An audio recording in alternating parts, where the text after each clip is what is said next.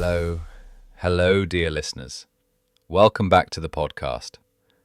If my voice sounds a little different today, a little heavier, it is because I am carrying a burden, a heavy psychological burden. Okay, Alex, stop right there. You sound like you are in a noir movie from the 1950s. It was a dark and stormy night. What is going on?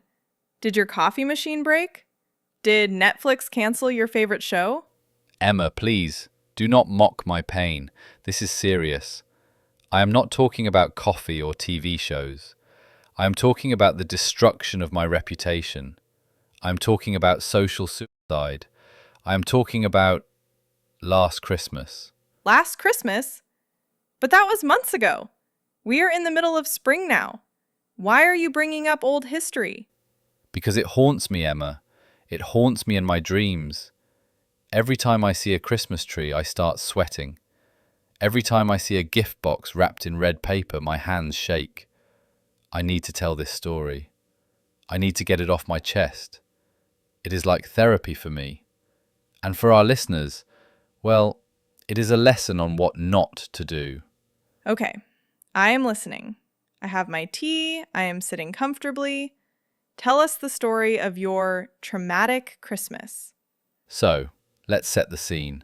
Let's go back in time. December. You know December, right? It is supposed to be a magical month.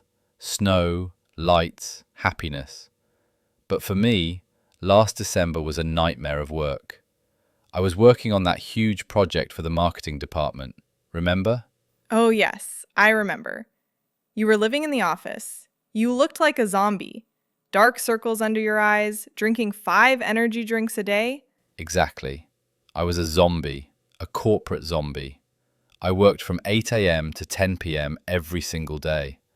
I didn't see the sun, I didn't see my friends, and most importantly, I didn't look at the calendar. That is dangerous. One day I woke up, looked at my phone and realized it is December 23rd, 2 days before Christmas, and I had bought 0 gifts. Nothing. Nada. No gifts for my mum, no gifts for my girlfriend Sarah, no gifts for my boss. Alex, that is terrible time management. You usually plan everything. I know. I panicked. I sat there in my office chair, hyperventilating. I thought, okay, Alex, calm down. You can go to the shopping mall. But then I remembered the shopping mall on December 23rd. It is a battlefield.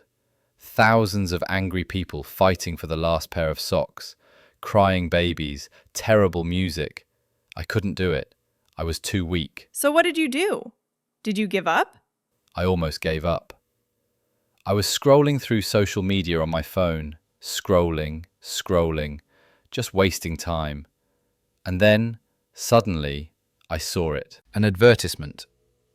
It was bright neon blue. It popped up on my screen. It said, "Are you a bad person who forgot to buy gifts? Don't worry, technology can save you." Wow, that is a very specific advertisement. It targeted you perfectly. It felt like the phone was reading my mind. The app was called Gift Genius AI 5.0.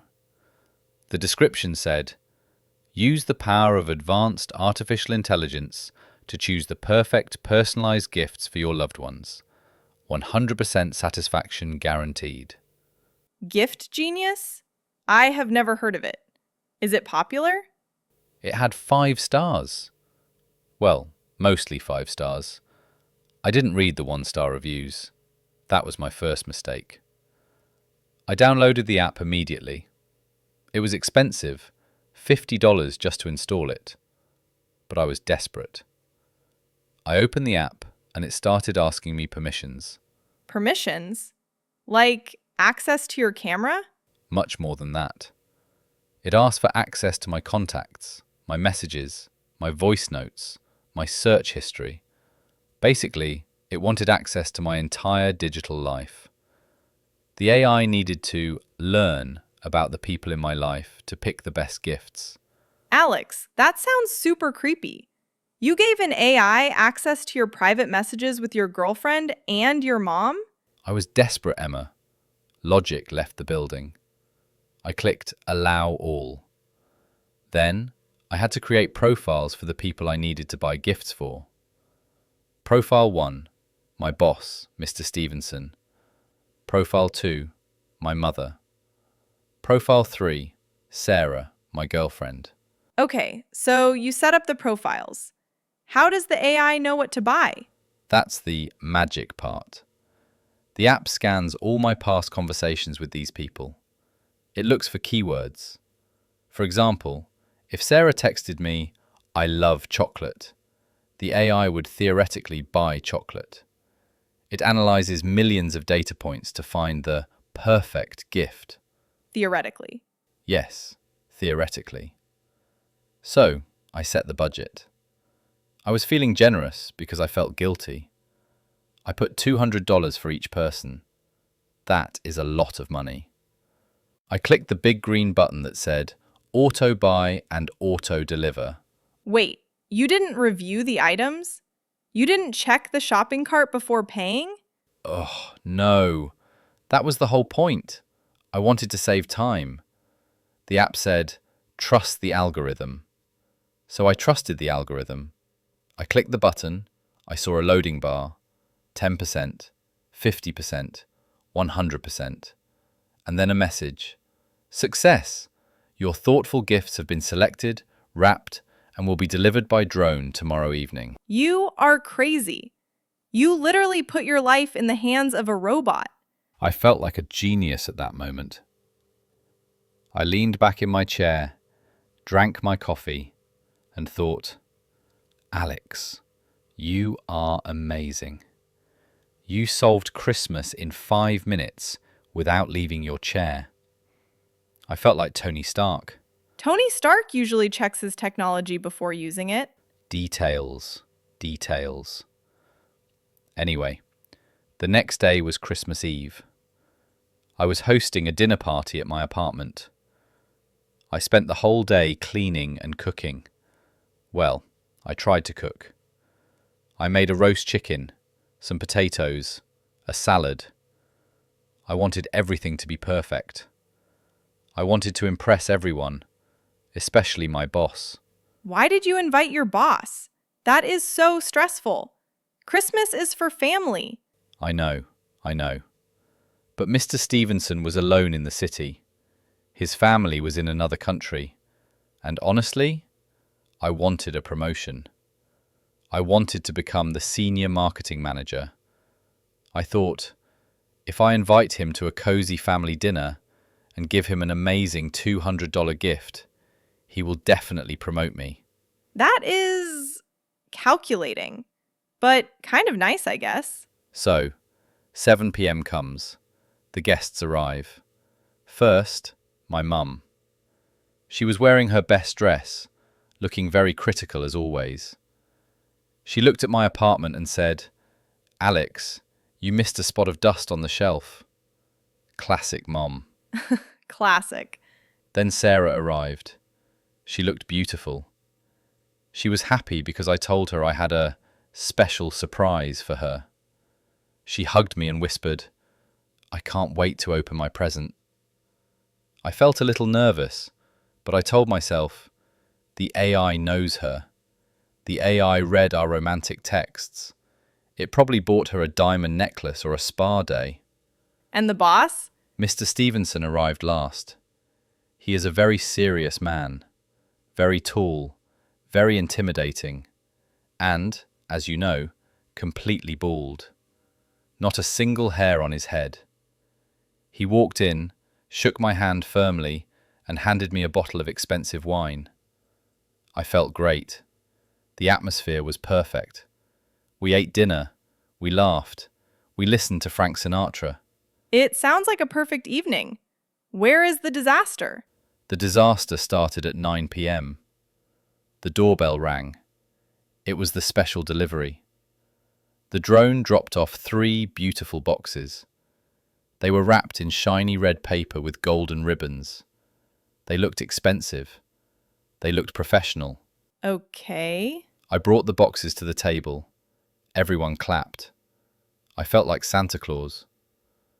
I stood up and made a toast. I said, "To my wonderful family and friends, I put a lot of thought into these gifts because I appreciate you all so much." You lied! You didn't put any thought into it. I know, but I believed the lie. I handed the first box to Mr. Stevenson. I said, "Sir, this is for you, a token of my respect." He smiled, a rare smile. He started to unwrap the paper slowly. I was watching him, sipping my wine, feeling confident. Oh, God. What was in the box? He opened the lid. He looked inside. His smile disappeared. He reached into the box and pulled out an object. At first, I didn't understand what it was. It looked like a dead animal. A small, yellow, fuzzy dead animal. Alex, what was it? It was a wig. A bright, neon yellow, curly clown wig. And underneath it, a giant family-sized bottle of mega growth hair shampoo. The wig. Oh God, the wig. It was neon yellow. It wasn't even a natural color like blonde or brown. It was the color of a radioactive lemon. It was curly. It was huge. It looked like something a clown would wear to a children's birthday party in hell. I can't breathe. This is too much. What did Mr. Stevenson do? Did he scream? Did he throw it at you? No. Screaming would have been better. Screaming is a human reaction. Mr. Stevenson didn't scream. He just stared. He held the yellow wig in one hand and the mega growth shampoo in the other. He looked at the objects. Then he looked at me. His face didn't turn red. It turned a strange shade of purple. The vein on his forehead started pulsing. Thump, thump, thump. Oh no. The vein. That is never a good sign. The silence in the room was absolute. You could hear a pin drop. You could hear my heart beating in my throat. My mother stopped eating her salad. Sarah put down her wine glass. Everyone was waiting for me to speak, to explain, to save my life. So, what did you say? Sorry, the robot did it? I tried. My brain was running at 1,000,000 miles per hour. I stood up, sweating profusely, and I stuttered. I said, "Oh, Mr. Stevenson, sir, you opened the wrong box. Yes, that is not for you." Okay, that is a good lie. Did he believe you? He raised one eyebrow. "Just one," he said in a very low, icy voice. "Really, Alex?" The card on the box says, "To Mr. Stevenson, for a more confident 2026. The AI wrote a card? A more confident 2026? That is brutal. I know. The AI insulted him. It basically called him insecure. I wanted to die. I wanted to evaporate. I looked at him and said the first thing that came to my mind, the stupidest lie in history. I said, "Sir, honestly, it is a warmer, a head warmer, for the winter. You know, because it is cold outside and, well, hats are boring, right?" A head warmer? Alex, nobody wears a yellow clown wig to keep warm. He didn't say a word. He just slowly put the wig back in the box. He put the shampoo back in the box. He closed the lid. He placed the box on the floor, and then he picked up his fork and continued eating his dinner. He didn't look at me again. He pretended I didn't exist. It was the coldest thing I have ever seen. That is terrifying. But wait, why did the AI choose a wig? You said it analyzes your conversations. I figured it out later. About 3 months ago, I was on a Zoom call with my friend Dave. We were drinking beer. I was complaining about work. I made a joke. I said, "Mr. Stevenson is so bald, he blinds me when he stands under the lamp. Someone should buy him a wig."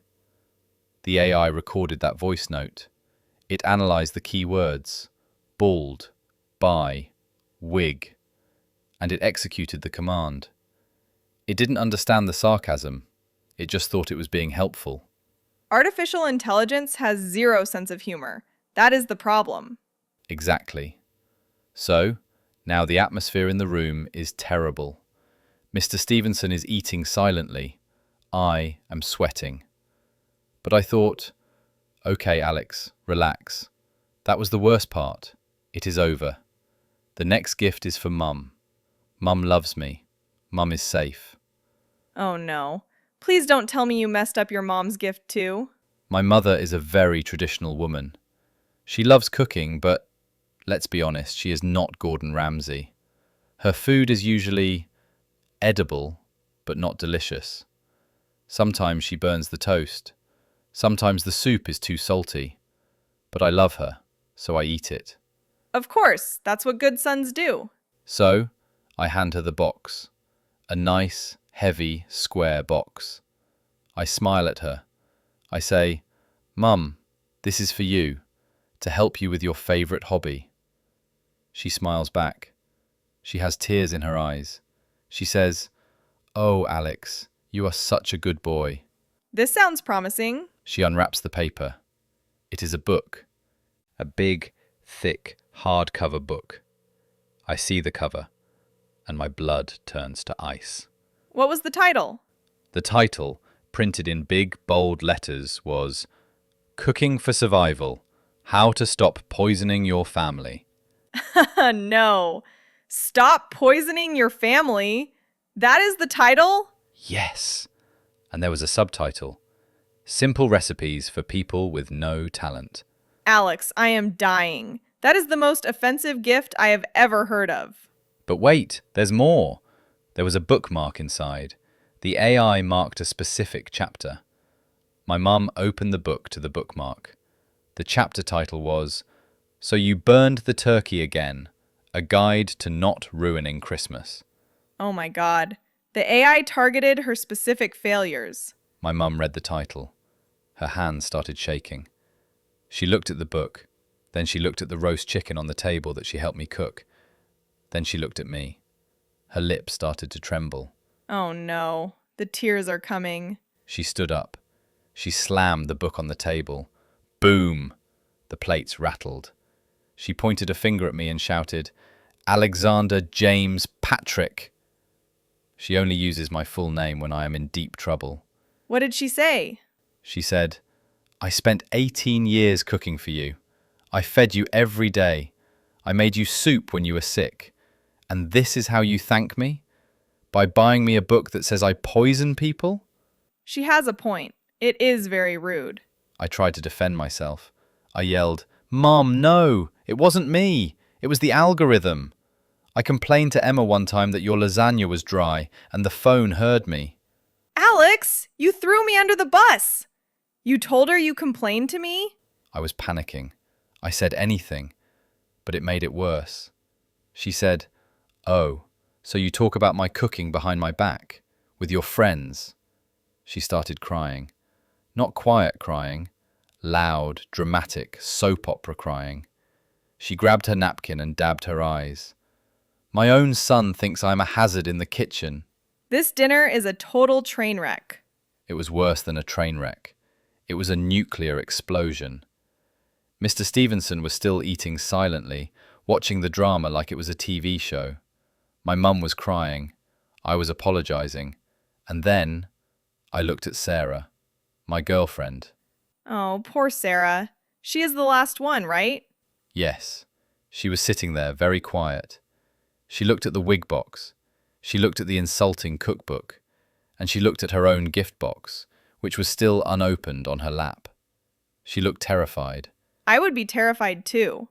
If the boss gets a wig and the mom gets an insult, what does the girlfriend get? I walked over to her. I knelt down. I whispered, Baby, please, trust me. The AI knows we are in love. It knows I call you princess. This gift has to be good. Maybe it's a dress or a vacation ticket. You were hoping for a miracle? I was praying for a miracle. She slowly, very slowly, pulled the ribbon. She opened the lid. She peered inside. She didn't cry. She didn't scream. She just gasped. A short, sharp gasp. What? What was it? Tell me! She reached in and pulled out a machine. It was white and round. At first, I thought it was a Roomba, a robot vacuum. And I thought, okay, a vacuum is practical. Not romantic, but useful. A vacuum is a dangerous gift for a girlfriend, Alex. It implies she should clean. I know, but compared to the wig, a vacuum is a masterpiece. But it wasn't a vacuum. It was a digital smart scale, a high-tech machine to measure your body weight and body fat percentage. You gave your girlfriend a scale? On Christmas? When everyone eats a lot of food? I didn't give it to her. The robot did. And of course, because this is Gift Genius AI, there was a note. A big pink note pasted right on the screen of the scale. What did the note say? It said, "New year, new you. Let's lose those 5 kilos we talked about." Ah! No! Alex, no! That is a death sentence. I swear, I never told her she needs to lose weight. Never. But maybe the AI heard her say, "I want to go to the gym," or "I ate too much pasta," and it decided to be a motivational coach. It's not a coach, it's a bully. Sarah looked at the note. She looked at the scale. She stood up. She was shaking. She didn't say a word. She picked up the scale, and for a second, I thought she was going to hit me with it. She didn't hit me. Honestly, I think I would have preferred a slap. Physical pain goes away, but the look in her eyes, that stays forever. She looked at me with disappointment, pure, cold disappointment. She placed the scale gently on the floor. Oh no, that is the worst look. What did she say? Did she scream? No screaming. It was a silent movie. She walked to the coat rack. She put on her coat. She put on her scarf. She put on her gloves. She did everything very slowly, very methodically. Then she turned to me and said 3 words. I hate you? "No," she said. "Enjoy your robot." And then she opened the door and walked out into the snow. She didn't look back. She just left. Sarah, the love of my life, left me on Christmas Eve because an artificial intelligence called her fat. Alex, I am so sorry. That is heartbreaking. But what about your mom? And Mr. Stevenson? Were they still there? Oh, they were there, witnessing my humiliation. My mother stopped crying. She stood up. She looked at the door where Sarah left. Then she looked at me. I thought she was going to hug me. I thought she was going to say, "It's okay, son." Moms always forgive, right? Not this time. She grabbed her purse. She grabbed the insulting cookbook. She said, "I am going to follow Sarah. That poor girl needs comfort, and she needs a decent meal, which apparently you cannot provide." She left you too? To be with your ex-girlfriend? Yes, my own mother joined Team Sarah. She walked out the door. Bam! 2 people gone. Only 1 left. Mr. Stevenson. My boss. The bald man with the yellow wig in a box at his feet. This is the most awkward moment in history. What did he do? Did he fire you? He finished his glass of wine. He wiped his mouth with a napkin. Very elegant. Then he stood up. He walked over to me. He put a hand on my shoulder. I thought, okay, here it comes. He is going to fire me. Or maybe kill me. And? He leaned close to my ear and whispered, "Alexander, next time you want a promotion, do actual work. Don't rely on gadgets." Then he reached for the expensive bottle of wine he brought. He took the wine back? He took the wine back. He said, "You don't deserve this vintage." And he left. He didn't even take the wig. He left the yellow wig on the floor, next to the smart scale. So, you were completely alone? Completely. 9:30 p.m. on Christmas Eve. The apartment was silent. The Christmas lights were blinking, looking very cheerful, which made me feel worse. The table was full of food: roast chicken, potatoes, salad, cold food. Oh, Alex, that is so sad. What did you do? I sat down on the floor, surrounded by the rejected gifts. I looked at the yellow wig. I looked at the smart scale. I looked at my phone. The Gift Genius app sent me a notification.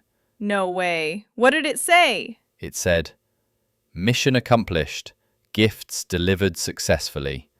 Please rate your experience 5 stars."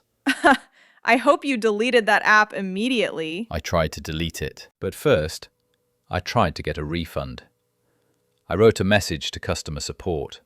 I said, "Your app ruined my life. My girlfriend left me, my mum hates me, and my boss took his wine back.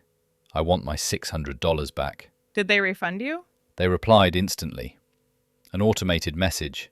It said, "We are sorry to hear you are dissatisfied. However, personalized items cannot be returned. We recommend keeping the items for future use. Happy holidays!" Future use? What are you going to do with a wig and a scale? Well, I have a plan. I'm going to use the scale to lose weight so I can find a new girlfriend. And I'm going to wear the yellow wig for Halloween next year. I paid for it. I might as well use it. That is a very positive way to look at it. I spent the rest of the night eating the roast chicken with my hands, crying a little bit, and watching Home Alone. Because I was, literally, home alone. Alex, this is a tragic story, but it is also a very important lesson for all of us. Yes, the lesson is simple. Technology is amazing. It can drive cars, it can write code, it can diagnose diseases, but it cannot understand human emotions. It doesn't know that calling your bald boss bald is rude. It doesn't know that giving a woman a scale is a crime. It lacks empathy. Exactly. It lacks a soul. Next year, I'm going to make gifts with my own hands. I will bake cookies. I will knit scarves. I will write poems. No more robots. I think that is a great resolution. And hey, if you need a place to celebrate next year, you can come to my house. I promise no robots. Thank you, Emma. You are a true friend. But please, don't buy me a wig. I promise. That's it for today's episode, guys. Thank you for listening to my pain. If you have a disaster story about technology, please write it in the comments. I need to know that I am not the only idiot in the world. Don't forget to like and subscribe. And remember, sometimes the best gift is just paying attention. See you next time. Bye. Bye.